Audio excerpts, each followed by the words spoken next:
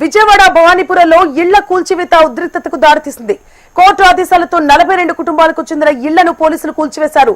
ఈ క్రమంలో కాలనీ వాసులు పోలీసుల మధ్య వాగ్వాదం చోటు చేసుకుంది.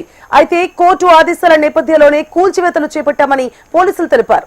విజయవాడ భవానీపురంలో 2.5 దశాబ్దాల క్రితం 42 కుటుంబాలు ఒకే స్థలాన్ని కొనుగోలు చేసి నివాసాలు ఏర్పాటు చేసుకున్నాయి. వారికి బ్యాంకు లోన్లతో పాటు నగరపాలక సంస్థ అనుమతులు కూడా ఇచ్చింది.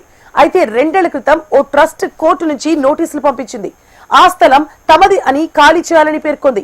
ఆ 42 కుటుంబాలు కోర్టును ఆశ్రయించగా కోర్టు ఇళ్లు కూల్చేయాలని ఆదేశాలు జారీ చేసింది. 2 నెలల పాటు కాలనీ వాసులు ఆమరణ నిరాహార దీక్షలు చేయగా ఆ తర్వాత కూల్చివేసే ప్రయత్నాలను మూకుమ్మడిగా అడ్డుకున్నారు. దాంతో ట్రస్ట్ కోర్టును ఆశ్రయించగా మరోసారి న్యాయస్థానం ఆదేశాలు జారీ చేసింది. అయితే హైకోర్టు ఆదేశాలతో భవనాలు కూల్చివేసిన అనంతరం సుప్రీంకోర్టు నుంచి స్టే ఆర్డర్ వచ్చింది. ఈ నెల 31 వరకు కూల్చివేతలు జరపొద్దని అత్యున్నత న్యాయస్థానం ఆదేశాలిచ్చింది.